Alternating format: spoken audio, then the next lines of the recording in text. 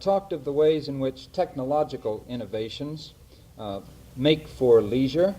And of these innovations, Professor Brown talked in a most optimistic manner. On the whole, he thought that these were a good thing, and insisted that man must learn to use his machines and to live with his machines as an extension, as it were, of the human personality. This, of course, is in marked contrast to a good many of the voices we hear today in the face of automation, who see it as a tremendous peril, comparable indeed to nuclear holocaust, to overpopulation, and the other things that concern men in this day and age. You may have seen the notice of a recent book in this morning's Los Angeles Times, with the headline, "Leisure Seen as Great a Peril as H-Bomb." And the question posed in the first paragraph of this article was, will the world end with a bang, or will mankind just die of boredom? These are the alternatives, you see. And this man, Gabor is the way the name is spelled. Now, whether this makes him a relation to Ava Gabor or not, I'm not sure. But Mr. Gabor insisted that the increased problem of leisure is reflected in rising crime rates, alcoholism, and a general sense of lethargy. I must share with you a communication that came across my desk the other day from the UCLA Faculty Joggers Club. I had not heard of the Faculty Joggers Club, but apparently this is designed for people who don't wish in the university to make use of the excellent facilities and service available in swimming, weightlifting, tennis, and handball. This is for people who simply want to run 4 or 5 miles at lunchtime, you see. And the University Joggers Club has been collected together to satisfy this need. And at the end of this communication, we're informed that we shouldn't let our age prevent us from participating in the Faculty Joggers Club, because the present members are one man age 45 and another age 49 and another age 53. Well, this nicely anticipates our subject for tonight.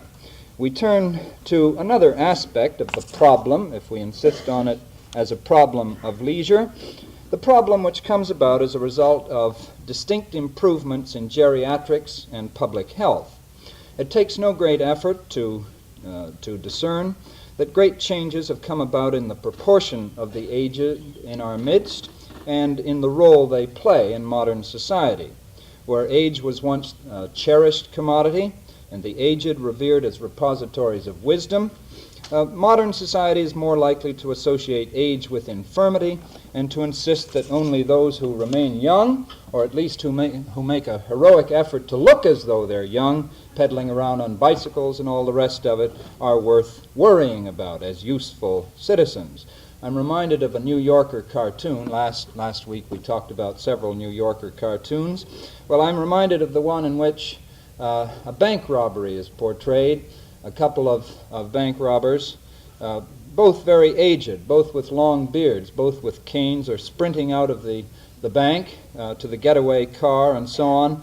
And one observer remarks to another, "They certainly are making great improvements in geriatrics these days."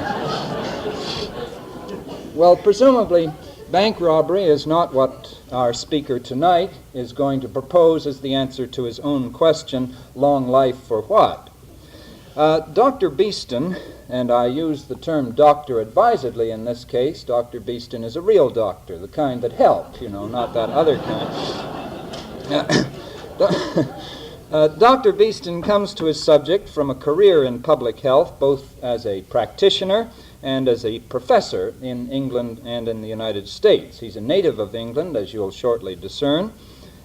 He received his medical degree from the School of Medicine in the University of London and served as a health officer in London during the war and in Middlesex County after the war, before coming to UCLA in 1947.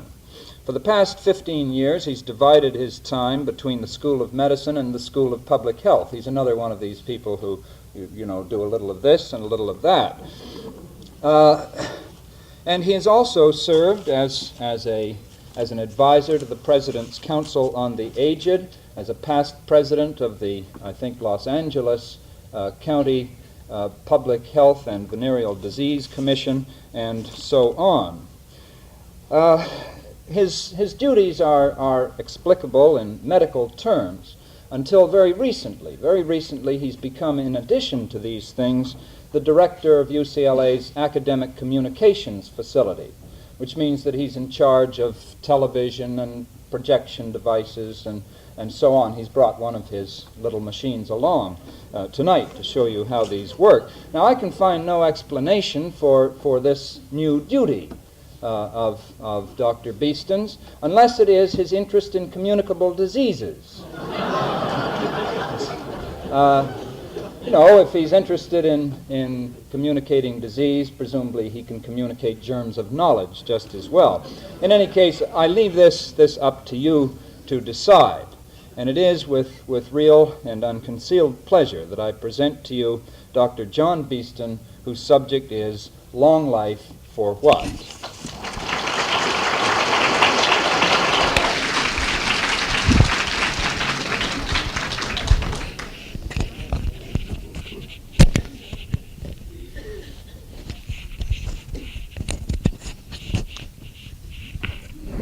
I have another communication device which doesn't work.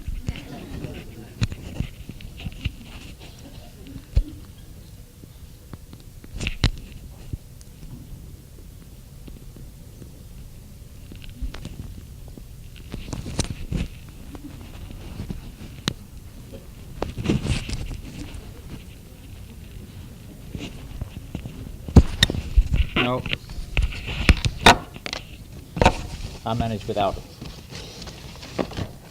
Dr. Berwick is very generous in introducing me in such terms. If you think I have an English accent, which he was leading up to, you should hear what my relatives say when I go back and visit them in England.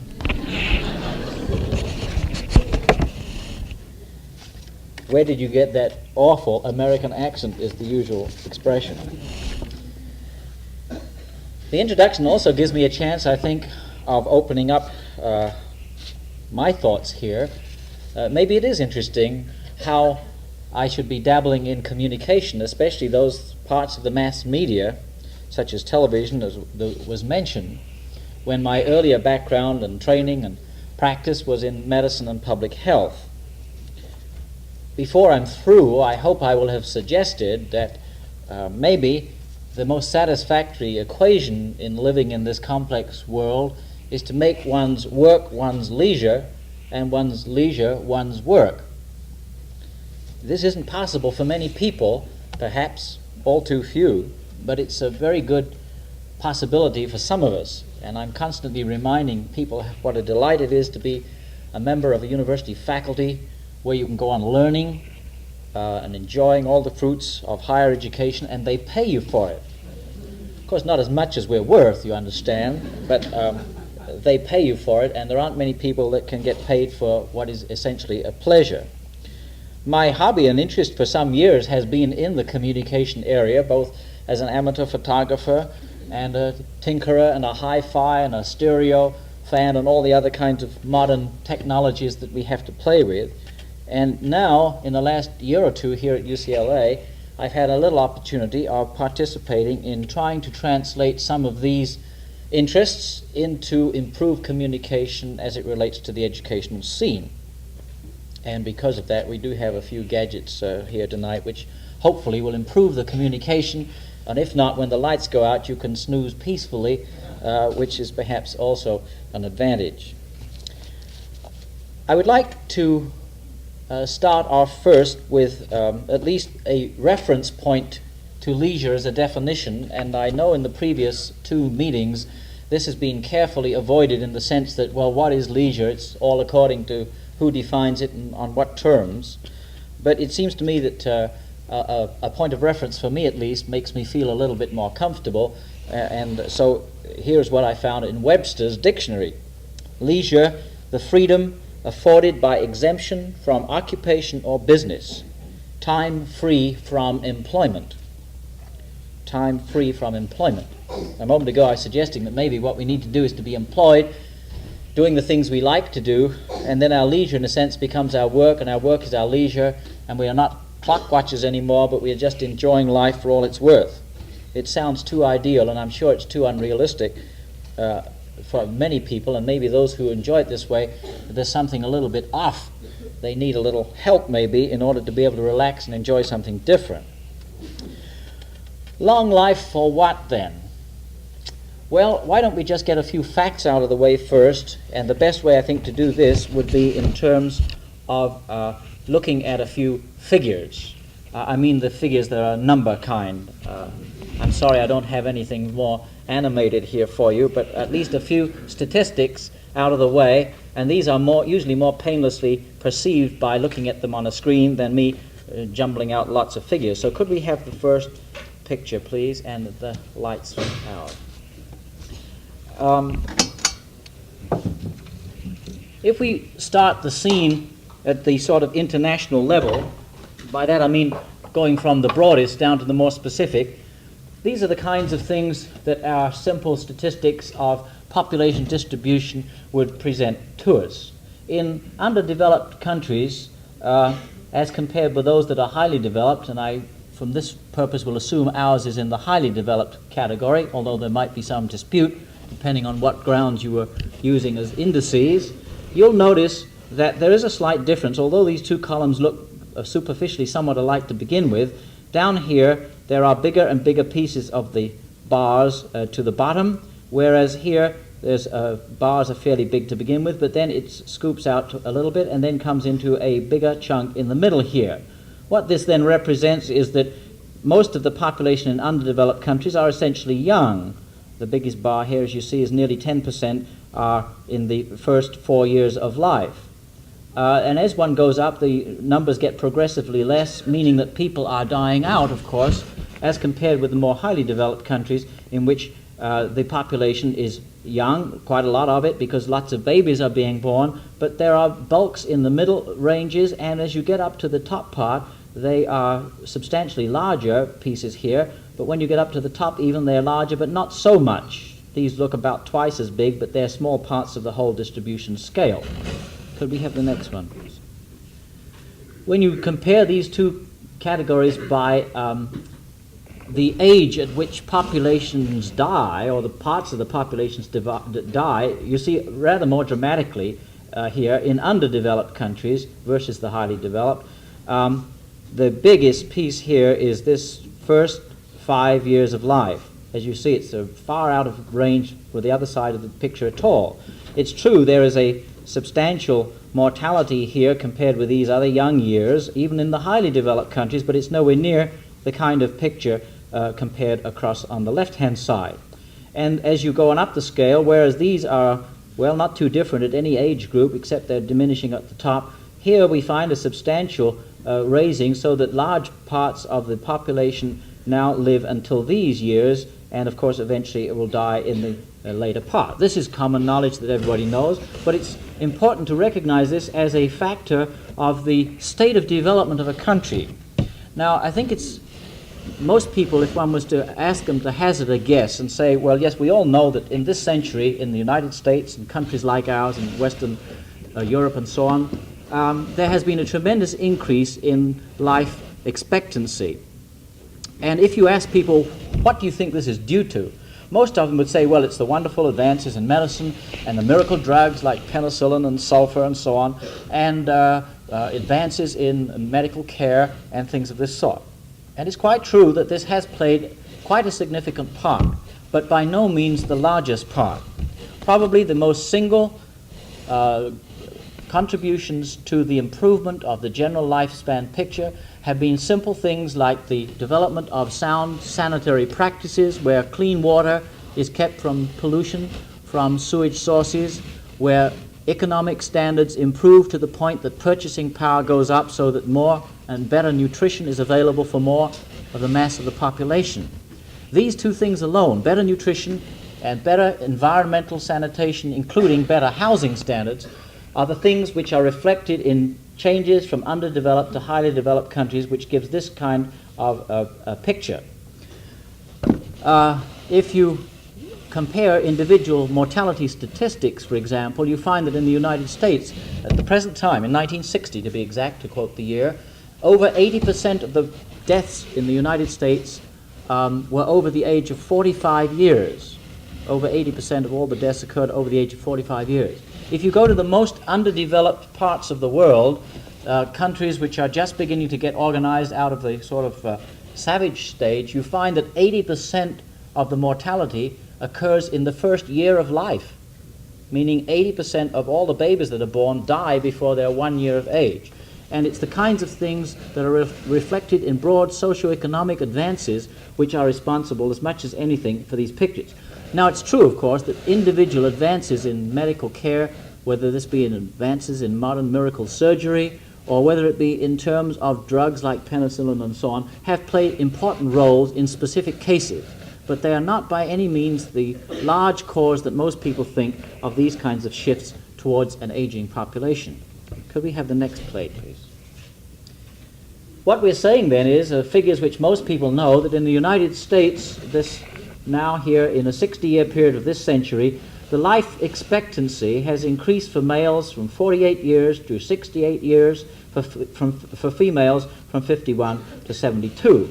Notice that in both cases the female has a better life expectancy. This is life expectancy at birth, which means, of course, that a baby born in 1900, if it was a male, could expect to live on average 48 years, whereas in 1960 the average life at birth would be 68 years. But there is a superiority, as you see, between the males and females, both in 1900 and in 1960. Pardon me, the females versus the males. The next plate, please. One of the earlier investigators of leisure time, if you like, which contributed to this kind of information, this statistical information that I've just been using, was something which doesn't show very well here, but just enough. This is a copy of the frontispiece of a book, Natural and Political Observations, mentioned in a following index and made upon the bills of mortality by Captain John Grant, Fellow of the Royal Society. This was from 17th century England, about 1662 or thereabouts. And here's an interesting man who used his leisure. He was a man who was a seller of textiles, was his primary trade, what would be called a draper or a mercer in those days. He was also a captain of militia, which sort of is like the National Guard, presumably in those days, and a Fellow of the Royal Society, which indicates his scientific background, and his hobby presumably was juggling with figures, and so he analyzed the bills of mortality, which was the old way they tabulated death certificates and the causes of death. And if we just look at some of the quaint things that he discovered, not very scientific on our standards, but it's interesting to reflect. I'm hesitant with the chairman of this meeting being a professor of history to get very far into this field, but since it's in my own old country, I feel a little more secure. Could we look at the individual causes on the next plate, please? This was the way things came out in those days, which should not satisfy many statisticians today.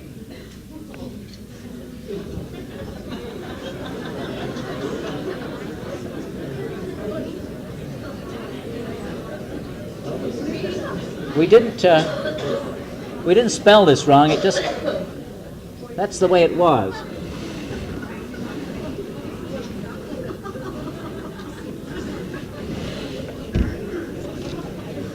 Now, Boy Scout with a first aid course would be able to do better than this in most cases.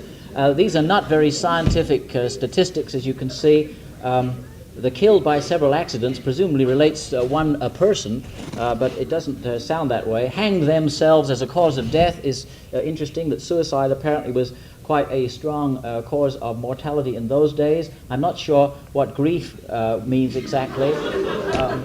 And frighted yet again, these are not very scientific terms, but it makes for interesting reading, and the history of where we have come from is certainly valuable in indicating where we may be and hopefully where we may be going.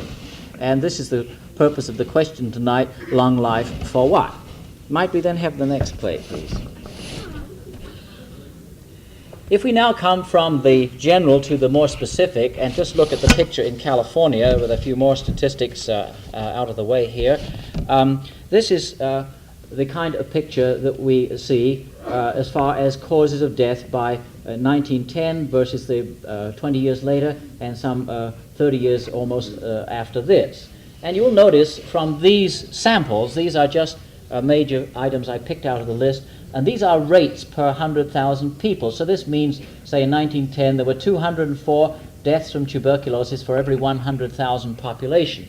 And this had dropped down, as you see, to 99, and then 6 in 1957. The population at the present time, remember, in California is about 17 million, so any of you who are quick at mathematics can figure out what some of these things mean.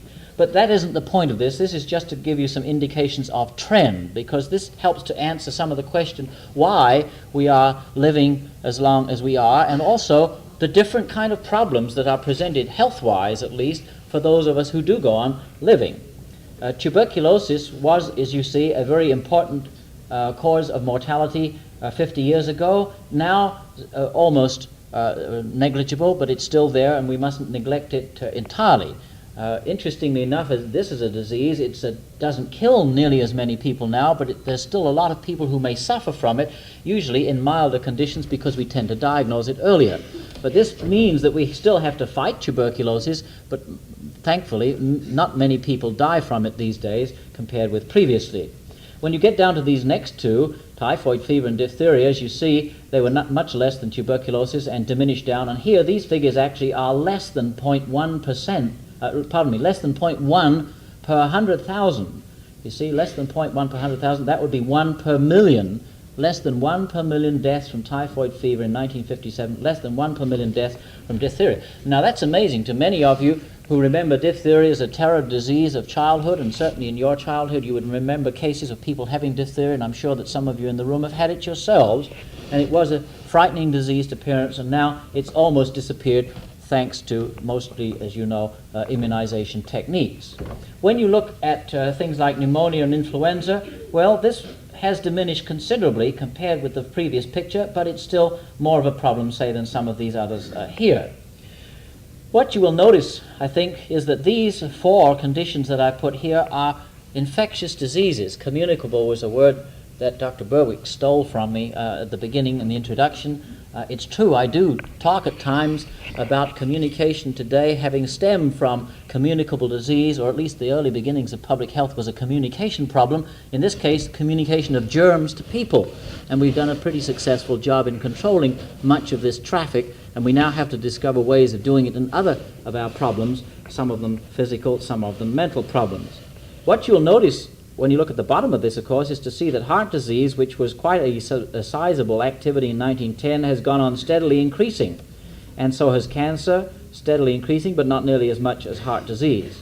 Diabetes, on the other hand, has increased slightly in this period, but then declined, but is still something of a problem compared with previously. What does all this mean? Oh, last of all, of course, motor vehicle accidents. Almost a nil quantity in 1910. Now, 1930 high. Presumably we're making some progress in mortality here, although we all know that it's far too high than it should be. This gives us an interesting reflection, I think, in terms of successes in this area. Successes in controlling, regulating, exterminating, any word you like to use, these communicable infectious diseases, meaning that particularly no longer do children die as they once did in childhood from diphtheria, scarlet fever, measles, whooping cough. The whole range of childhood diseases, we still have them, but usually are much milder and very few deaths. That means that there's many more of us living into the middle span and, of course, into the older years when these chronic diseases become obviously more frequent. It's a matter of some regret, perhaps, to some of us that we have to die. Sometimes we get excited by these statistics that says 1 out of 2 Americans dies from heart disease and 1 out of 5 Americans dies from cancer, and 1 out of 8 from diabetes or something, but 1 out of 1 dies, And you have to remember that, although it's not always nice to dwell on this, it's just a statistical fact you have to remember, not get away with. But here we see we are, in a sense, reversing the picture. We've done a job of making things better here. This is something which is going to go on getting bigger simply because there are more people coming into these years who will contract these conditions, hopefully at much older ages than in the earlier years when they might have got it, say, in the middle span of life. But here we're doing something of creating a problem. It was almost non-existent then because automobiles were non-existent, and now we've created a sort of problem for ourselves. The next one, please. If we translate then this picture of the U.S. scene to the California scene, and this is just figures relating to the white population, I've made it simpler here since this is the largest population group, using these two periods, 1919 to 20 versus 1949 to 51. You will see here now there is a difference between the sexes as we saw before. At birth in California, 55 years for males was the average, 58 for females, and then 30 years later, this is up to 66 and 72. So here is a stride of what? It's 10 years, 11 years here for males, and 14 years for females in a 30-year period. The other figures I gave you, remember, went back to 1900 for the whole United States. Now, when you jump up to 45, this means for the people who are 45 years of age now, males have another 25 to live in 1919, females 28. This had gone up only a couple of years for males, 4 years for females. Then when you get to 65, males in 1919 could expect to live 13 years, females still a slight advantage, 14 years, and now 30 years later, we have the same figure for males and only 2 years increase for females. So what this is saying is that we don't die so young, but not so many more of us go on living that much more into these higher years when we get to the 65s and plus. Yes, there's a little gain, but not nearly significant compared with these early years where tremendous strides have been made. Next one. Who are these people who live to the longer years of life? Who are you all? Who are we all? Well, this is what California statistics developed from a health survey done throughout the whole state of California in 1954 to 55. Here is some of the information as to who exactly we are as it relates to marital status. Now, this has some bearing on a number of things, particularly in terms of economics of living and the way people live in terms of housing, even perhaps their ability to have and enjoy leisure. What you'll notice particularly, I think, is here that these figures sort of add up to approximately the same. 86 and 2 is 88, 77 and 10 is 87. This is approximately the same, meaning that for all males between 45 and 54, 86% of them were married and 2% were widowed. The remaining up to the 100 are those who are neither not married at all or who were then divorced. As you go on up the scale in years, as you would expect, there is a diminution of marriage because of the loss of the spouse. But notice the difference, that whereas for males, when you get down to this part here, 57% are still married, 32% are widowed, and for females, however, this is a reverse kind of situation. 23% only are married, and 67% are widowed. So here we're dealing with 2/3 of this group are sort of single women, probably living in somewhat isolated circumstances. We can suspect pretty much so. And this picture is reflected somewhat if you follow these series all the way through, but I've only just jumped from one end to the other.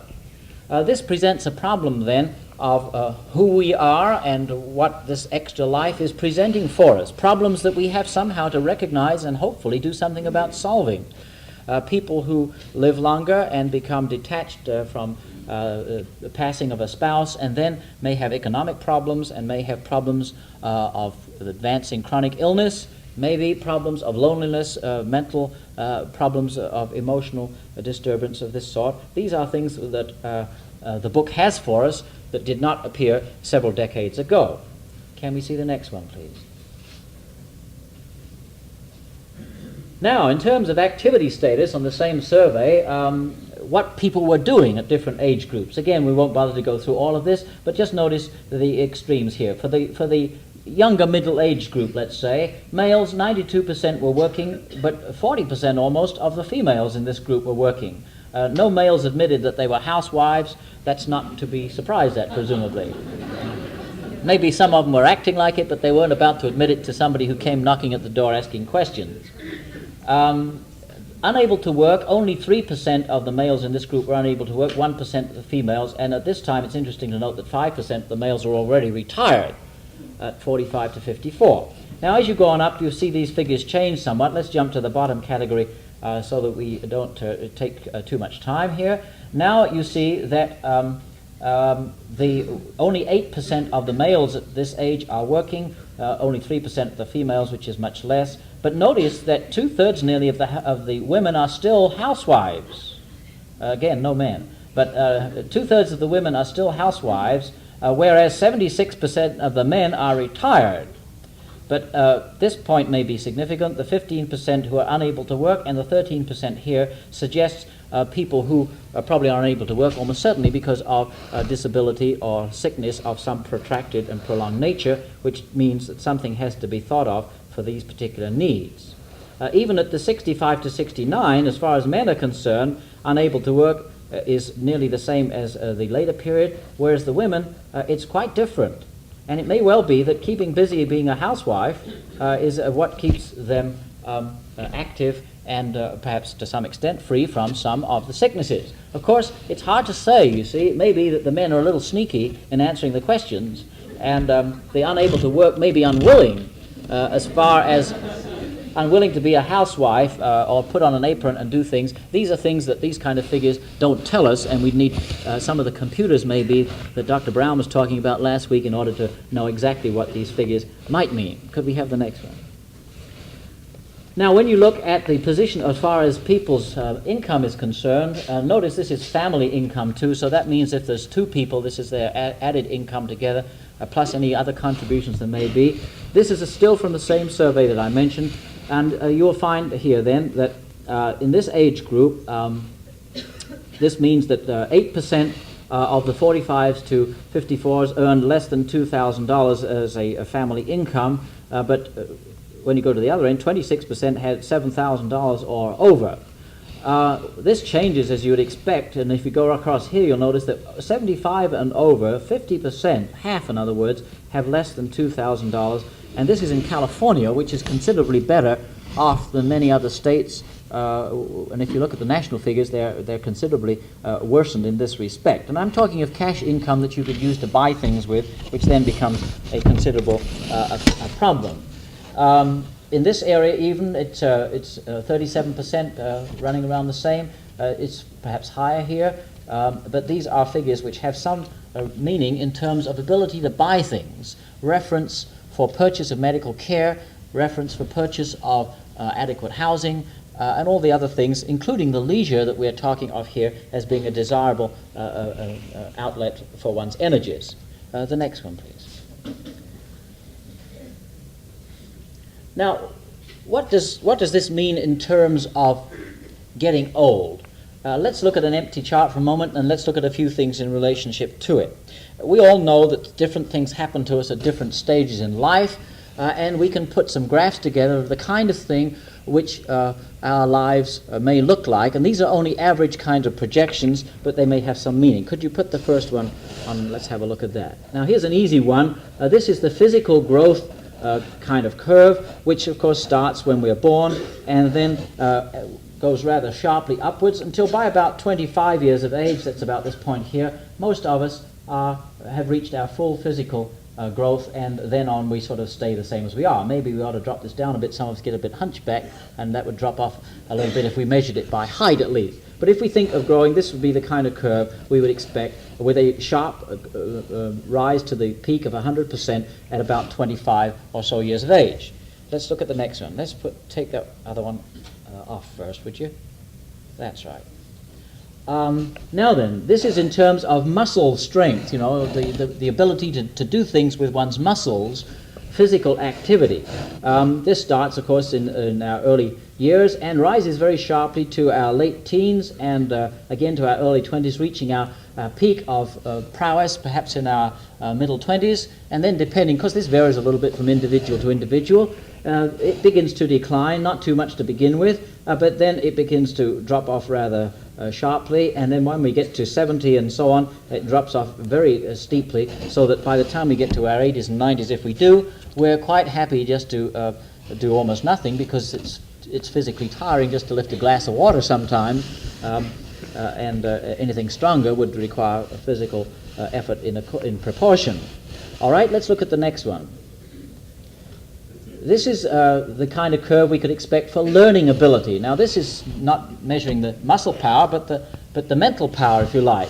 And this is a curve that's put together from a number of different kinds of learning tests and intelligence tests, and represents a rough kind of an average. And we learn pretty fast as children, and our peak comes to us here later in our late teens and 20s. As you know, if you've got young teenagers and so on, they're pretty sharp and they sort of outwit us here. But we can go on learning pretty well after this period. We don't learn quite so fast mentally as our young teenagers and college youth, but we can plot at it and take a little longer to do it, and our experience makes up for our lack of speed, perhaps, and sometimes we do better, of course, because of these combinations. And then when you get on later on here to the 70s and 80s, this drops off rather sharply, usually because of processes that are physical beginning to affect perhaps mental cerebration. Although in all of these curves, remember, these are only sort of averages, and they're outstanding examples of differences, and you can think of a number of kind of people, if you think of somebody like Adenauer or Bertrand Russell or something, whose mental capacity has stayed very vivid right to their advanced years in their 80s and 90s almost. This is the kind of thing which rare examples exist. Could we have the next one? This one is an easier one to follow. This is our ability to reproduce. And of course we have to have different curves here for the males and females, because until puberty occurs, of course, the ability to reproduce is non-existent, and then it appears almost overnight to full maturity, and in the case of both sexes begins to decline somewhat slowly here. In the female, at the point of menopause, rapidly drops off again until reproduction is no longer possible, somewhere usually in the middle to late 40s, occasionally even afterwards into the 50s, but this is pretty rare. As far as the male is concerned, it goes on, of course, declining somewhat here, and this is a little bit vague. The figures are not too clear here, but down here somewhere or other, presumably, if we follow the trend, it's still possible, and every now and again the newspapers have some headline of a 90-year-old farmhand giving birth to his 27th offspring or something of this sort. Usually his wife is 27 and it's the fourth marriage or something of this sort, and I'm always a little suspicious as to where the hired hands have been during this procedure.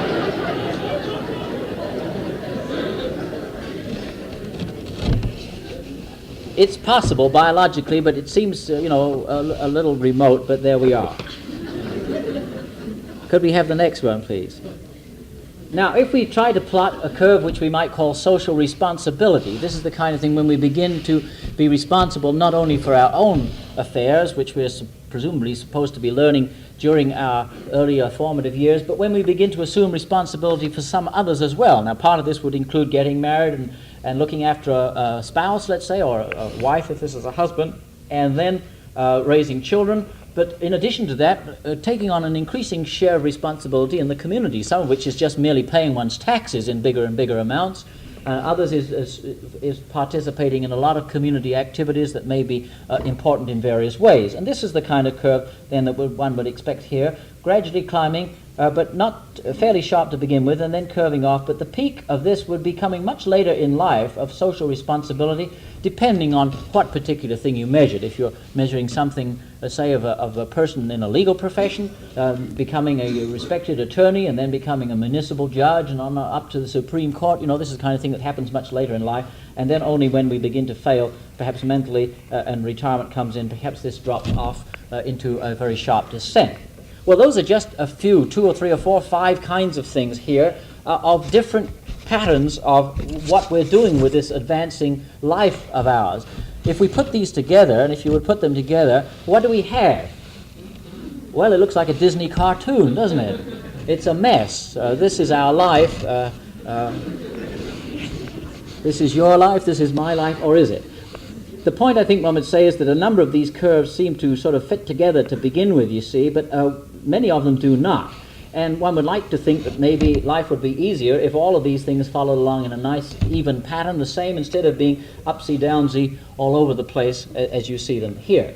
That's how it is, and that's only 4 or 5 variables that I mentioned. If you drew a graph with 4 or 500 or 4 or 5,000, you would have an even more confusing kind of picture, and one's apt to think, what is life all about? What can we make of it in any way at all? All right, now, what should we do about this? What is our problem? What should we do? Could we have the next one here just a moment? In the old days, things were fairly clear. You see, you worked so hard that you had no time to get into mischief and not much time to get sick, and you certainly had little time for leisure because you worked 16 hours a day or something and you went to bed getting ready for the next day, 6 days a week, occasionally even Sundays, and occasionally you'd have a day's vacation once a year to hoop it up on the 4th of July or something of this sort.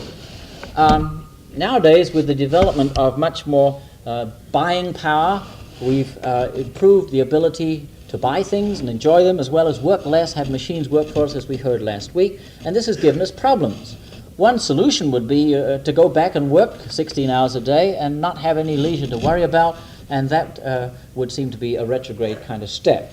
As far as those of us who are working towards the preventive aspects of medicine and public health, we see it in a little different way, however, and we see it in terms that would fit into this 4-point picture, in which when you have problems, you attempt, if they are bad problems, like sickness and disability, you try to make the most of what you have by rehabilitating things.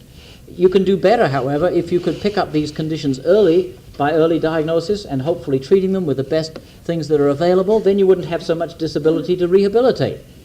Of course, if you can prevent things and control them, you wouldn't need to have so much early diagnosis and treatment and not have so much disability to rehabilitate. But notice this number 2 step requires one important point. We have to know what causes things specifically in order to be able to apply the preventive measures. Going back to the figures I showed you earlier, we know what causes diphtheria.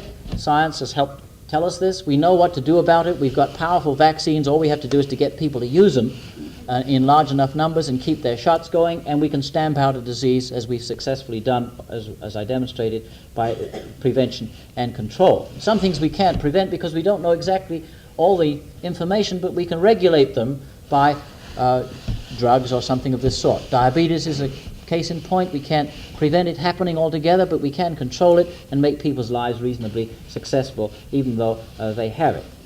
So the best of all, however, would be to come back to this level, health promotion, because by this, you see, we are, in a sense, promoting the best possible environment, the best possible chance of our own individual characteristics reaching their maximum. And that then becomes the job of education, by helping people understand how they work, what's good for them, what is bad for them, and to help them to make intelligent choices. This is the critical part, not to regiment them and make things right for people, but to help people understand and make critical choices for their own good. The turn of this century, the United States was paramount in developing the concepts of health education. The idea that people could now apply all this new scientific knowledge and better their health and the health of the communities in which they live. And the way that this was thought to be done was in the use of the mass media, at that time mostly the printed word, by putting out pamphlets and tracts and all sorts of things like this, and distributing these around. This would help people to know and to act.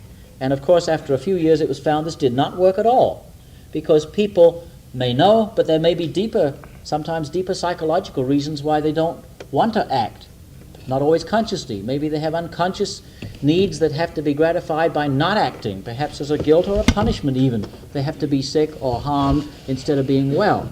And so the concepts of health education move to the idea of behavior that is motivated, and the concepts of modern psychology came into the picture to understand what was going on and help people to understand, and so make intelligent choices. So here we are at this point of health promotion. This would be the best thing to do. If we fail, the next best is this. Then if we fail, the next best is this. But even if we fail here, we can still do something about rehabilitation. Now, I would mention, I haven't sort of said it yet, but I would mention that what we're talking of here is not just physical health, not just mental health. And we all know that physical and mental health together now give us the modern concept of psychosomatics. The idea that the mind influences the body and the body influences the mind is common knowledge. And psychosomatic approaches to medicine are universally accepted in varying degrees. But we now have the additional one, and this I think will give us our next picture, if you would, which would show then this kind of a concept. Here is where we start, and this is where our parents set things in motion. And if you want to live to a ripe old age, the best way is to choose your grandparents. Now, this is easier said than done, but the statistics show that those people who have grandparents who live to their 80s and 90s are likely themselves to live to their 80s or 90s. It doesn't mean you will, but your chances, the probability, as the mathematician would say, is better that you will live to this rather than somebody whose grandparents only lived to their 40s or 50s. I'm meaning assuming they weren't sort of shot by an Indian or something of this sort. If they died a natural death in an earlier year, this is less likely for their offspring to live to an older age than the other way round. Then what we're stuck with is what our grandparents and our parents give us, and the only thing we can do then, you see, is to expose this mass of genetic potential, because that's what it is, to the environment, which is this thing here, and this becomes a new child. Now, why am I saying this in terms of leisure? Are we suggesting that this is a leisure activity? Well, for some people it seems to be. For some it seems even more casual than that. But for others it's a more planned activity. And this is the point I think I would make, that one of the most important forms of use of this leisure time, as I would perceive it, is to be better parents. And this sounds easy to say, it's tremendously difficult to do because it involves so many different things. But with the present picture of what our youth is coming to and all the problems that we face every time you open the newspaper, whether it's this kind of narcotic problem or attacks on policemen or whatever, these are the sorts of things that hit us every day we open the newspaper. And I'm a little steamed up on this because I've just come back from a conference on delinquency prevention up in Sacramento. That's the other end of the scale. I get involved in geriatrics at one end and the youth at the other. And what's that got to do with all this? Well, because I'm interested in seeing that we sort of start off right rather than regret too late, as it were, and then what can we do about it when the pattern is already set. So this is what I'm suggesting. One of the important points of leisure, meaning other than work, work it's when we go to earn money, leisure is when we do what we like with our money, and I'd hope that a lot of this would provide the solid kind of background which would provide for the better environment of the growing child. Now, not all of us, of course, are responsible directly here, but we have roles in a variety of ways. Maybe many of you are grandparents, or you have at least offspring in your relatives, but even if you don't, and there are friends here, there's a role which one can play to support this kind of activity. Could we have the next one, please? These are some of the basic things, as it appears to me, on which our whole society's structure is built. And I put them in some kind of an order. Obviously, you can't have children raised without parents, and the family and the parents goes together as a sort of cohesive central unit. And they have to be somewhere, and this I would suggest is a home. And the more the home is a home rather than just a physical entity of doors, windows, and places to do things, the more realistic it becomes. This is something in which leisure takes place, either as individuals or what I'm suggesting now is in terms of group activities to strengthen this pattern of the family base. Of course, economics, I've already mentioned and demonstrated, is a powerful force in our advancing civilization. Without it, what meaningful gain can we have of the new advances of technology if we can only look at them in the store window instead of utilize them? The mores and culture will be parts of our background without which we cannot get along, and in fact which cause us headlong trouble in an emotional sense if we run into these in terms of conflict. Some of us perhaps more than others will be disturbed in this way. Could we have the next one? If we have that kind of a base, we might then expect to have these kinds of things develop from it. At least economics provides us a base for education, and the more of this we can put into our education, the better, in a sense, we will be for doing such things as enable us to get a better job. The statistics are quite clear that those who are better educated get the better paying jobs, and this is pretty obvious to most people. It also probably means that we can have a better health status, because it does cost money to maintain our health and to prevent certain things happening. Medical care is more and more costly because of the more and more technical things that have to be done, which cost more and more money, as most of you know. But we shouldn't forget, that is, the recreation aspect, and this is where the perhaps organized leisure, whatever organized form you might want to put would come into the picture. So with this kind of a base, then we can go one step further. And this would give us something perhaps which would lead to these things, which are now becoming, if you like, intangibles, abstracts, but part of this difficult concept that many people have of mental health. You ask somebody to define mental health, and it's very hard. You might do it in terms of negatives by saying somebody who's not mentally ill, and then you have to define what a mentally ill person is, and it's obviously a difficult thing because it's a hazy kind of a situation without clear-cut marcations at either end of the picture. But at least with this kind of a sound base, one can see the kinds of ability to develop affection and also to give affection. To love and to be loved is an important part of advancing success in this area. We all need security, whether we're a child that needs to know it has a home and parents that look after it and love it, or whether it becomes an adult who needs to know that they have a place in which they belong, a place in society, respect from their peers, acceptance by those whom they regard as important, and this may be different people for different types of us in the society, but this gives us a base of security in which enables us to function and to assume responsibility for our own affairs and also our share of the affairs of the group, which means our community, the state and the nation, and so on. And this then builds up finally to a sort of pyramid, which we have the last one, we might indicate is this kind of a picture in which maturity might be the key word. And it's an easy word to say, and again, very hard to define because it means so many different things. But it's the kind of goal which, in essence, is related to these kinds of patterns. And I think we can see this better if we just translate it by turning the picture around sideways. And if you just put the next one on. It presents something like this. It's upside down. No, it's back to front, rather. That's right. No, now it's upside down. That's good. Fine. This then becomes our pyramid, you see, here, with a strong base in which I put the parents and family right in the beginning and support it on the side with our economic structure and the home, the mores of the culture of our environment giving strong support. And on this kind of a block, we can build these blocks of health, the blocks of education, which provide the work outlets and recreation and so on.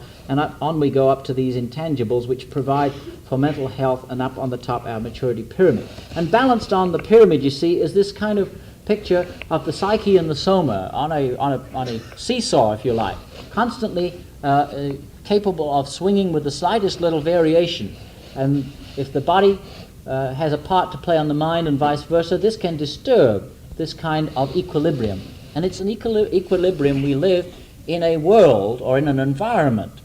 And this, in essence, is the key to our leisure. How well are we adjusted in this environment? Of course, our body needs to be well, and our mind needs to be well, and this hopefully will keep a fairly stable kind of level here. But if this is a rickety structure underneath, it may certainly jeopardize the whole stability of this system.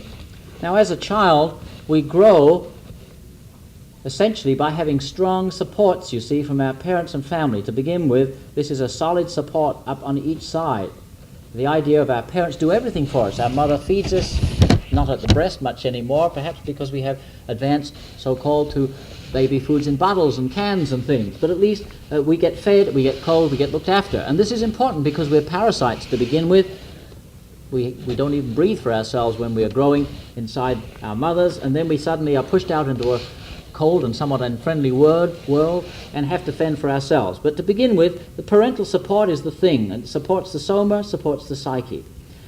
As we grow, both physically and emotionally, the wise parent, and heavens knows who's the wise parent, because it takes the wisdom of Solomon to know the answer here, but the wise parent will know when to withdraw some of the support, as I attempted to illustrate here. In other words, as the sort of roots begin to grow, if you like to think of these as being roots, or more like the elastic bands that still keep attached to the parental roots, but they're growing now from a growing child, a mind of a growing child, and the same thing here in terms of bodily growth. And this system now becomes a little unstable, but it's still got support, you see, not very firm support, but it's unstable.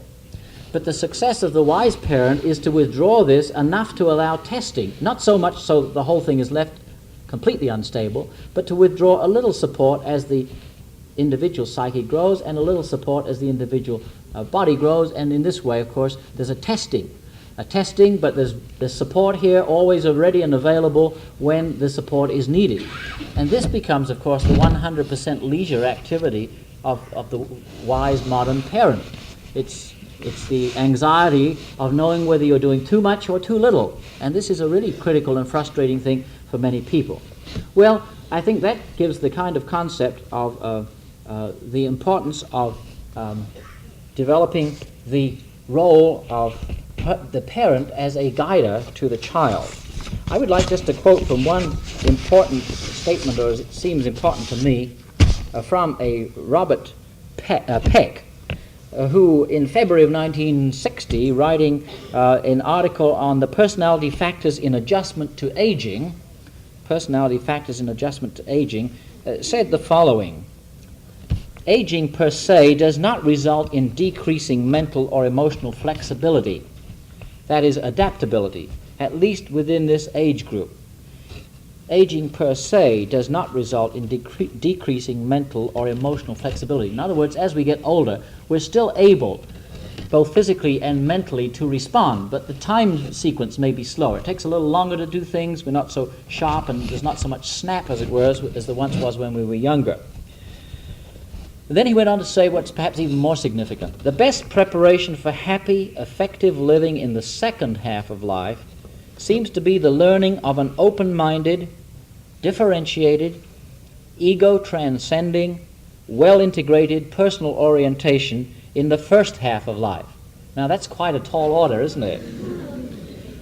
Let me just read the key words again. An open-minded, differentiated, ego-transcending, well-integrated personal orientation in the first half of life.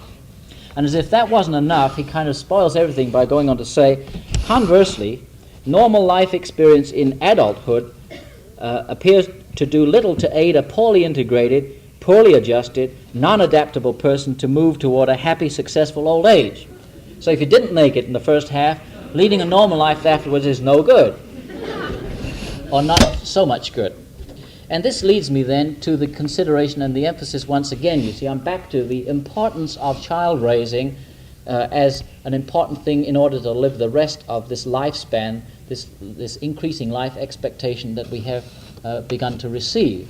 Are we, in fact, just adding 20 more years to life just to become neurotic about the illnesses of old age? Because sometimes it seems this way. And I think our modern medicine is contributing in some ways to this, because we develop new kinds of tests and new kind of information, and our mass media communicate it, sometimes miscommunicate it, but at least more and more people get to know about it, and then they only get a little part of the truth, or maybe sometimes it demands a great deal of knowledge and skill to understand the real picture that the scientist is trying to put across. And many people get unhappy and worried and disturbed about little bits of things and rush off and become almost neurotic about whether this or that or the other is happening to them. Is a little knowledge a dangerous thing in this respect? And if it is a lot more knowledge even more dangerous? Perhaps ignorance is bliss in some respects in this kind of way. Well, as far as going back to health education is concerned, we would like to think that increasing health education, and I would now broaden this to increasing adult education in which health education played a part, was an ever-expanding goal which would help more and more people to understand more and more and better and make wiser choices in their advancing years. But it doesn't always come out this way, and so one is faced with this difficulty of people who perhaps earn more money than they used to, are now able to buy more quack remedies and get all kinds of support to their neuroses which might not have appeared had they had to slave away in the old days. Again, I'm not wishing to turn the clock back, I think, but I'm just pointing out some of the problems of the changes of circumstances of our actual living. Well, now, with this important point then, and again getting back to the stress that the perhaps wisest use of leisure, or one of the wiser uses of leisure as I would see it, would be to reinvest this in the succeeding generation. Maybe it's too late for us, you see, if we haven't got this business of this well-integrated and ego-transcending, that's a beautiful word, isn't it? Ego-transcending, it sort of takes you up there. But if we haven't done this, maybe it's too late for us, but not too late for us to pass the word along, or at least to use our leisure, some of it, as an investment in the succeeding generations which follow, hoping that they in turn will be able to add a nickel's worth each time, and in X number of generations maybe we will have achieved as much more. Now I would like to try and demonstrate part of this in another kind of way, and if we might have the first slide and switch this machine off for the moment, would you? Thank you. If we assume that one of the problems of raising a child is not only its physical growth, which I've represented here by these circles getting larger and larger, so that we can represent 4 stages from infancy through childhood to adolescence to an adult. And the size of this represents the sort of physical growth. But if we could pinpoint that one of the major things of developing emotional maturity for a child, and that means for us as an adult, would be to overcome what is sometimes called infant aggression, you know, the hostility that we see in a little baby that squalls at everything, and in an older child who gets spiteful and sticks its tongue out and calls its sister names or something of this sort, and in an adolescent that gets hostile to its parents and sometimes to society and rejects these kinds of things. If we could demonstrate those forms of overcoming this sort of infantile aggression by this red sort of angry color gradually fading away, then we would have a sort of image of both physical and mental maturity, fading away from red down to this paler kind of pink. Forget the political connotations of these colors for the moment. This is just a demonstration to try and make a concept, an abstract concept, a little bit more visible to you. All right then, so here we'd see then as we get older along here, we would see growth taking place both mentally in terms of this diminution of color and physically in terms of the increase of size. Now that doesn't take place in a vacuum, it takes place in society, which means a family, hopefully the model kind of family with good parents and all the supports and the picture that needs no further explanation. But it also takes place in a community that provides a physical environment for good or ill, and a social environment for good or ill. And the third health component I haven't yet mentioned is this social component, this social health picture in which we're talking now not of just a physical environment but a social environment, meaning all of the social aspects which would fit together, which we can think of as having healthful positive tones versus the negative or disorder type of tones.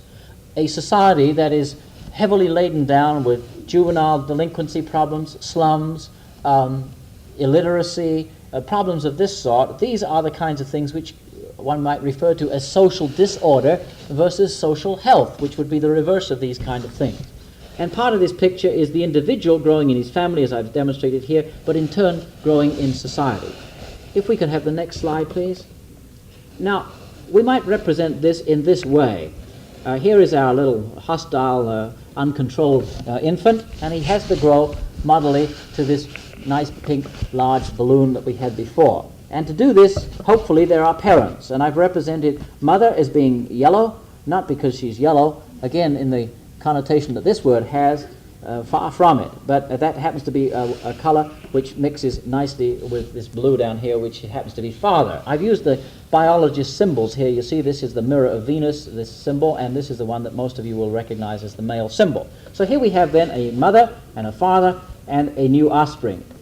In the first few months of life, mother has the primary role here, so she moves in, as it were, and does practically everything for this growing child, and yellow begins to overlap onto the diminishing red and produces a patch of orange. This is the beginning of mother's influence affecting her child, that's if she's doing the job, and if she's doing it well. And by that I mean constantly and regularly, not just on weekends or every now and again, but doing it as a regular, consistent job. The next one.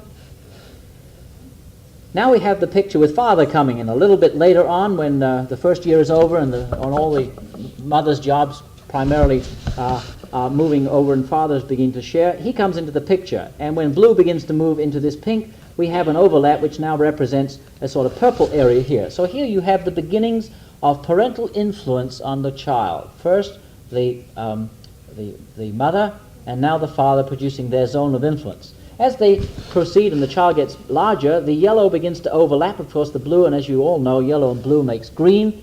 We now have a synthesized core of beginning personality. This is the new child personality developing here, modeled on its mother and its father, and directly related to the amount of good will, good ability they can do here.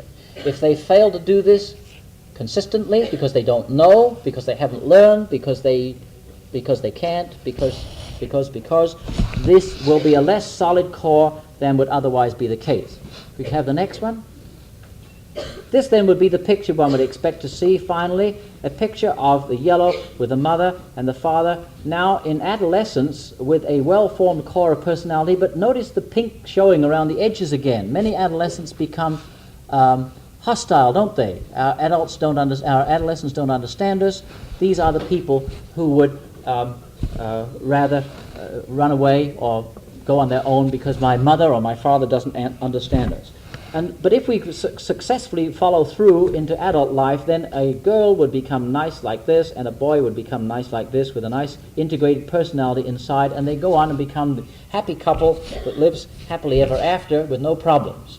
And their leisure is solved all over.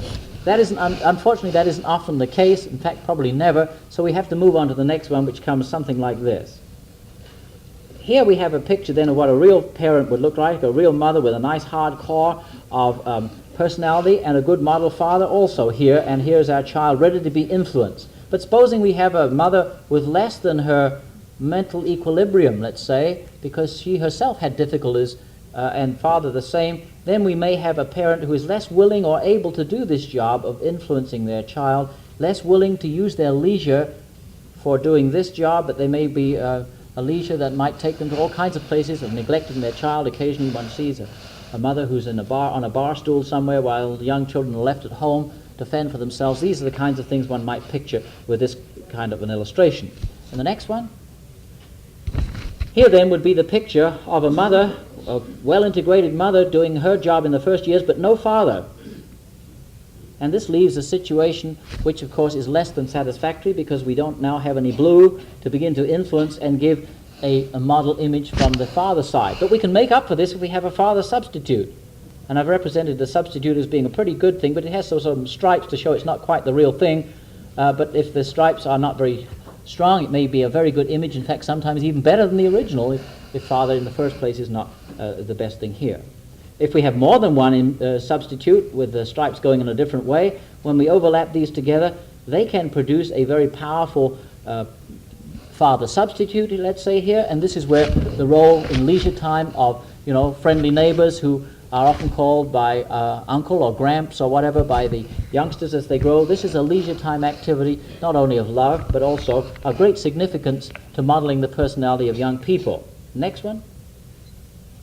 Here then is what the situation might look like, a well-integrated personality, but stripes on it, only little stripes, not really very different from the model that we'd like to have, but this is a really successful result. Now let's look at another kind of picture here. Here we have mother, well-integrated, nice big personality doing her job here, but we have an unresolved hostility, let's say, in father. And the red stripes here can represent this aggression, unresolved aggression in father. When he starts to influence his child, he may give the wrong kind of model. Of course, mother can do this too, fathers. Don't think it's all father's job. This can be either way. The tragedy is if both parents happen to be like this, what a pitiful result in terms of the child growing up with a secure pattern of what its life should be like. And this is the kind of damage that one can see that is very, very hard to correct in adulthood, as I've indicated. So with this kind of a pattern then, with unresolved hostility, what do we get? The next slide. This could be the kind of picture with lots of red stripes. This is the youngster who grows up to be antisocial and doesn't fit in versus the all-American boy that we'd like to see over on this side. All right, could we have the house lights? What then have I been saying? Well, a lot of things, perhaps a long way off the field, or have I? What I've been trying to say is that life is a matter of making adjustments, making compromises, above all, understanding the individual variations in people, starting off from their individual variations from their genetic beginnings to the individual exposures of the environments around them. That a healthy mind and a healthy body has also to exist in a healthy society and not in a vacuum. So any solutions to this problem of long life for what must take these factors into account. There is and can be no single answer to long life for what, because for one person it'll be, as Dr. Brown suggested last week, the right, and it becomes a right to sit down and do nothing if you want to do this. one would like to think it was more productive and that this was something which would be more realistic. Because we do know in our advancing knowledge that activity, both of the body and of the mind, is the important factor which keeps us younger. And this is something which is fundamental, although we don't understand why yet. It seems to be quite clear that when we do keep our bodies active and our minds active, and I would like to think that when we keep our societies active too, this third social health component, this is the way in which we stay younger and more, our life and leisure more meaningful than otherwise. The great key, of course, to this is not to think that when we are 50 and 60 and 70 we can do actively what we could do at 20 or 25. And the sustained activity becomes the important part in small doses, not the I play golf once a week kind of thing and kill yourself doing it, but sustained activity of a little physical activity 2 or 3 times a day, preferably even than once a day. And the idea of the Joggers Club, jogging 5 miles at lunchtime, horrifies me somewhat. I too hadn't heard of this club. It sounds to me though it's on the right track, but maybe a little bit too much for too many people. This can encourage some of you who like to sit and take your leisure in front of a TV set. One would hope that we would also use our social responsibility to improve the quality of the TV program so that we're not watching some of the constant sort of sap that is less stimulating to our mental activity. Those, I think, are the sorts of things that I would raise. I would answer questions by raising questions.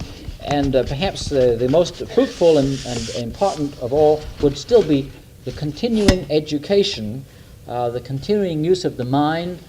The body declines much quicker. You remember on the graph that they fall off as you get older and you're not able to do a lot of physical activity, but the mind can be kept active very much longer, and this seems to me to be the role of adult education. And at least I would say, when I asked one of my colleagues this morning if she was coming to the meeting, she said, I wish I had more leisure to enjoy going to things like hearing talks on leisure. But obviously, a lot of you had leisure time to share, and I'm very happy to have had the chance of sharing it with you.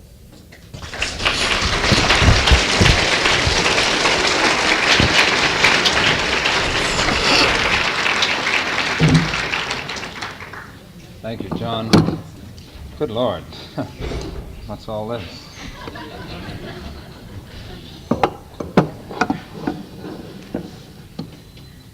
Dr. Beeston has raised a number of significant questions, and he has, contrary to his own protestations, provided some arresting answers. As I understand his argument, one can assure oneself of old age by choosing the right grandparents, and one can assure oneself of a fruitful old age by entering actively into the role of parent, presumably so that one's own children and grandchildren can then take care of one in old age.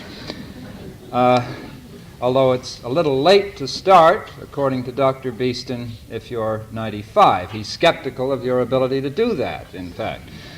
Obviously, he has raised a number of questions which are open to further examination, and he's agreed to expose himself to your questions about his questions, at least for a little time, so I'll turn the meeting again over to him and to you.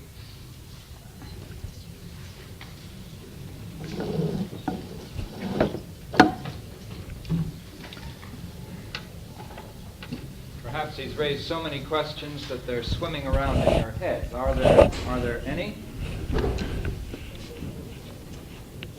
Yes, sir. Mentioned in geriatrics. Can you tell us what has been accomplished and what is involved in geriatrics? How many hours would you like? Well, what I've attempted to indicate, at least in some broad, simple respect, is that obviously we're living longer. This has been due to saving lives from killing infectious and communicable diseases, only to have us live long enough to get something else more serious here. The advances which have been made in medicine and surgery generally have certainly apply in the area of the older person and geriatrics and the care of a geriatric patient. We can do things, let's say, in surgery now, which couldn't be done for anybody a few decades ago, and these can be done for older people as well as younger people. However, as one might expect, the risks increase considerably for this sort of thing. But in terms of specifics, geriatrics, this would take a long, long time to pursue unless you have any specific question in mind. Yes? There's a present tendency to group the so-called senior citizens together in an environment in the new homes and things of that sort. Do you think that that is psychologically good for an individual to get over, or to be into the regular world of which they have to live until they get so old that they cannot possibly perhaps think? The question is you don't use the word herding, but at least the congregating of older people together in senior citizens communities, the sort of Del Webb type of thing and so on.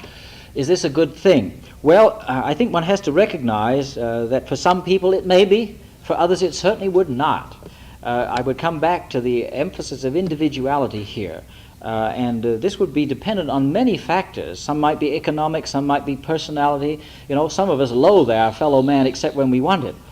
Some just love it when they're down on the beach and 10 million other people are there. Others will go onto a lonely beach where there's nobody. This is the kind of different people we are, and thank heavens we are this way.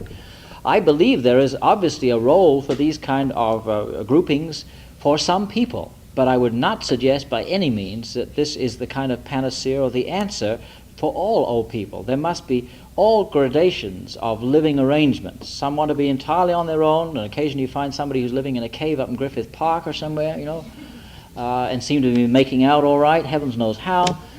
This wouldn't suit many of us. Others certainly want to congregate together where there are some advantage. You can group recreational activities, people of your own age and this sort of thing, because some people don't want to be bothered with grandchildren. But for those that do, this is one of the rewarding things. And there is some evidence to suggest, especially if you take older people who are beginning to be a little sick as well, that to put an older person in, let's say, a nursing home with a lot of other older people in a nursing home seems to increase the decline of these people. And if you can put them with younger, well people, and this isn't always easy, there's an image always of maybe striving up for this, rather than when you put them in with a whole bunch of the others who are the same, everybody sort of falls flat, and you begin to copy some of the worser features of people who are older and more senile, perhaps. So in a simple answer, I think we need all gradations across the scale here, and not just one answer of any kind at all. And perhaps the economic one is the answer. If people want to do this thing and it works out and they buy these homes and pay money, there seems to be the answer. What do people want to do? Do they have a right to do it? And the answer, we would say, I think, is undoubtedly yes. Yes, sir. Ma'am. Yes.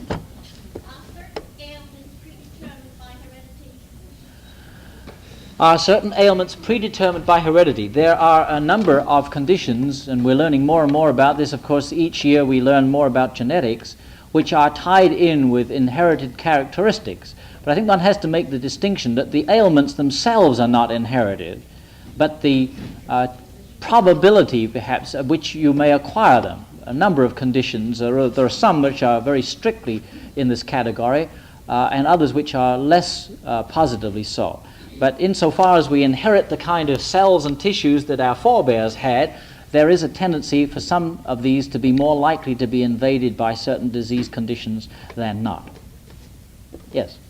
With respect to the figures on cancer going out along with heart disease, is that possibly due to better diagnosis, or is it actually maybe an actual increase in the incidence of cancer? I think the answer is both. Undoubtedly, some of this is due to better diagnosis, and this would go for a number of these conditions. Our better knowledge, better trained physicians, better diagnostic centers have pinpointed many of these causes. This was one of the reasons why I put that other listing of causes of death as such things as fell on the head and so on. You know, this isn't very scientific, and we couldn't match those kind of figures with modern ones because we do the job so much better today. But undoubtedly, in terms of cancer, there is also a very real increase, as well as the one related to the better diagnosis, particularly in certain kinds of cancer, lung cancer being perhaps the best example. This has certainly gone up very sharply as a real increase, not entirely as a matter of diagnostic improvements. Yes? In terms of a shorter work week?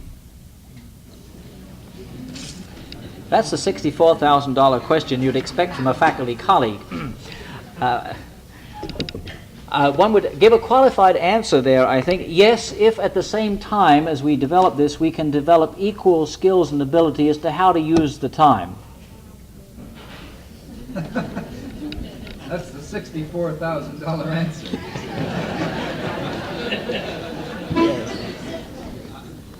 On the subject of health education, do you see a parallel in the people of 60 years ago ignoring the public health tract and the people of today ignoring the research on smoking, which, as you say, is one of the causes of the increase in lung cancer? I think there is a parallel here, really, and this is the kind of a picture which is personally intriguing to me. The earlier concept was give them the information and they will take the right appropriate action. And then this was found to be not so, because we didn't understand, and we don't really understand a lot today perhaps, of the psychology of motivation, but we have some better leads here now. And I certainly think this is in the same category, because there are campaigns going on right now to try and stop people smoking on an educational basis. And they're not meeting with much success, because it's one of those things you see that it's not a question of stop smoking or go on smoking now and you will get lung cancer tomorrow. For most people, it's a question of stop smoking now and you may not have lung cancer 25 years from now. And unfortunately, our society is one which is motivated mostly on fairly short-term rewards rather than long-term rewards. And this is part of the picture. And this gets back to the interest on my part, I think, of where Dr. Burr referred in the first place. My interest stems through psychiatry in the last few years to the point that of health education as being, if you like, preventive psychiatry. I think much of what I've been talking about tonight, you see, to me seems like preventive psychiatry. If a psychiatrist is responsible and largely engaged in diagnosing things when they've gone wrong emotionally and helping people to get back on the tracks, as it were, then there seems to be some role for a mechanism, and this would be people as well as things, to plan the tracks and the bogies that the tracks run on right in the first place, and also plan not to have them go off the tracks. So this would be the health education aspect, that if parents can be wiser and better able to do their job, and this is why I think it takes a lot of leisure time to do this job as well as other things, then we might have more people on the tracks and less need for them being rehabilitated back onto the tracks in their middle and later span of years. Yes? Do you think that if a program like Kennedy's Medicare or some trend toward socialized medicine, and this particularly in the United States, that lifespan will be sharply increased, and as you said, that will present even more problems? I can answer the question quickly, because the words you use. When you said sharply increase, the answer would be no. No change in the medical care picture would make a sharp increase, I think, in the life expectancy. In terms of whether this would be slower and so on, it's much too hard to say because of the complicated variables involved here. But on the simple principle that if you diagnose and treat adequately something early, you nip it in the bud, as it were, and it doesn't go so far astray, one would certainly say that the more available we can make the highest quality of medical care facilities to everybody, then it ought to be a good investment in this long-range picture. But it wouldn't make an immediate change by any means. We've already done that, you see, with the communicable disease picture. We're now struggling uphill for the last part, which is always the hardest part, isn't it? Yes, sir? Is it known why women live longer? No, it isn't. There are lots of speculations about this, some of which are the more obvious ones of the sex variations in terms of hormone patterns and things of this sort. But the whole question of aging and why women live longer is a fascinating one. For example, in the first year of life, there are more, the proportion of deaths of boy babies and girl babies is more boys than girls. And in the United States, the single cause of death, the largest single cause of death in this first year of life is smothering, when the baby's in bed most of the time. You'd think that this would be the same for girls and boys, more or less, wouldn't you? But it happens to more boys than girls, And you could say, well, this is because the boys are more physically active and they get their head under the pillow or inside that plastic bag that somebody's left from the dry cleaners, you know. You can hypothesize about all kinds of things, but everywhere across the scale you find this sort of thing, although there will be individual variations depending on certain things like occupational hazards and so on. But we don't really know this answer, and it's one of the nice, fascinating biological questions for people to think about in their leisure moments. Yes, sir. Does the same apply to animal life? Gee, I wish I was a veterinarian or more qualified here. I think to some extent this is true in some species, but it's not nearly so demonstrated as far as I know, and I better not say much more before I get out of my depth here. Yes, ma'am.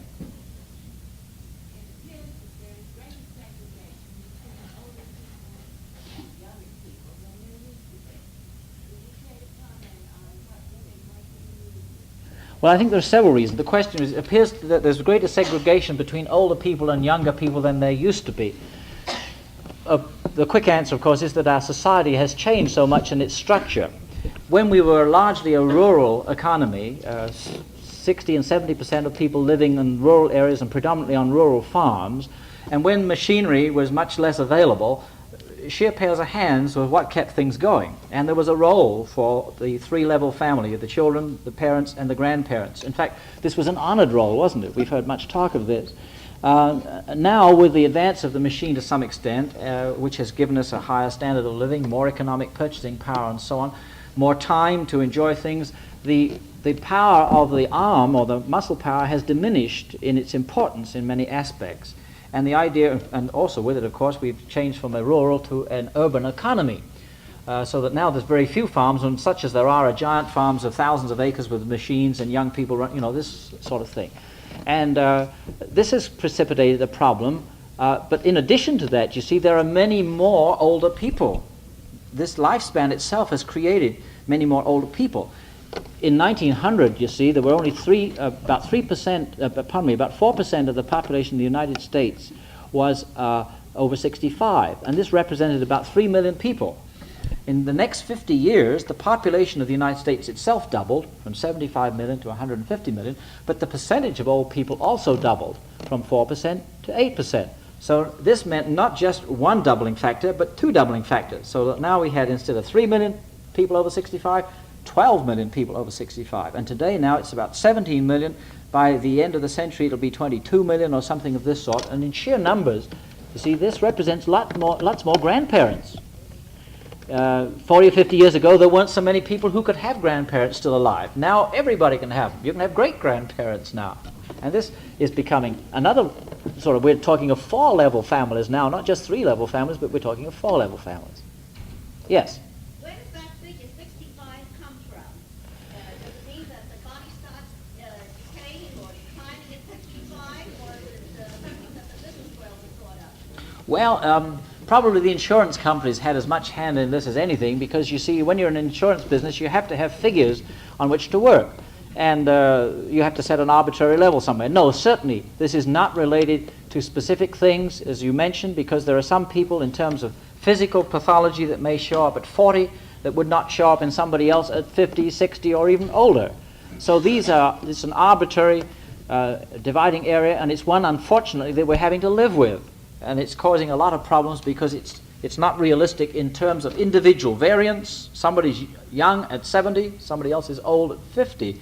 And what we need to do, and of course, as most of you know, we've been attempting to redefine this in terms of things like retirement for Social Security. See? But think of the problems that this presents, and they're maybe not insoluble problems, but the problems it presents if, in effect, we say in order to get Social Security, which we contribute to, we don't just say 65, but we say when you need it. Now, this is a lot more sensible in terms of human levels and the kinds of things here, but you then have to decide who needs it and when, and maybe constantly decide. Somebody might need it at 50, somebody might need it only at 75, and so on. And this itself presents problems, and these are things that are still left for us to think about and also do something about, hopefully, when we know what to do. Yes? Some scientists say the lifespan could be extended to 120. What is your opinion? I'm not sure that my opinion matters very much. here.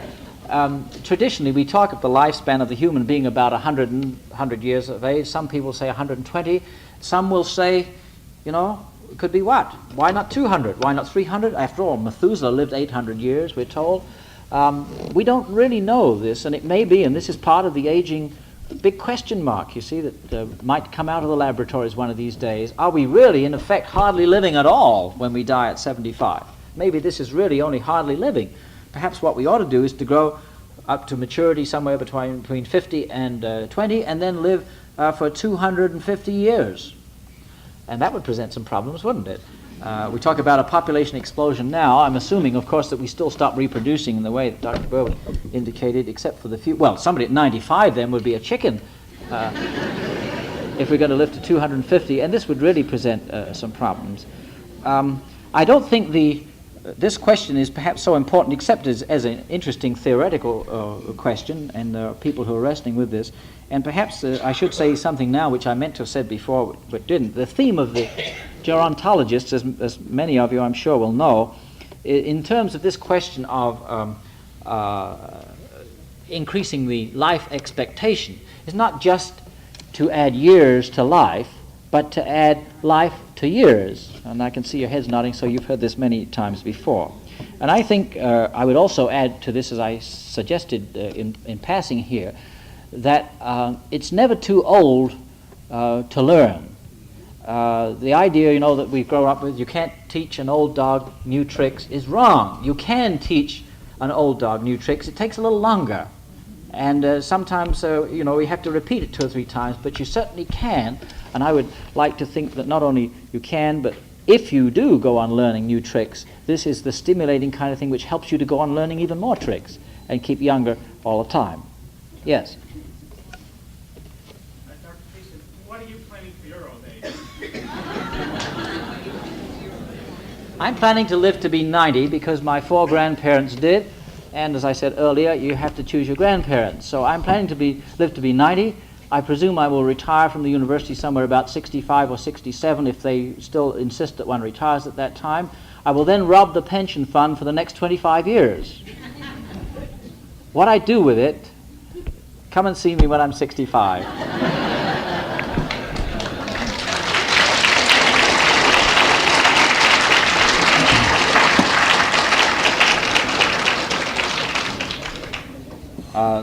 We're most grateful to Dr. Beeston for being with us tonight and sharing these thoughts and these statistics with us. I want just momentarily to anticipate with you next Monday evening's performance. I use the term advisedly, as you'll see next Monday evening. Dr. Robert Winter of the Department of History will be talking on the architecture of leisure. As some of you may know, Professor Winter has for several years been a kind of Pied Piper among students at UCLA, and will be leaving UCLA at the end of this semester to move over to Occidental College. This will be in the nature, therefore, of a farewell performance for him. He's one of the most extraordinarily successful lecturers in the whole history of UCLA, and I invite you to be with us next Monday evening, same time, same place.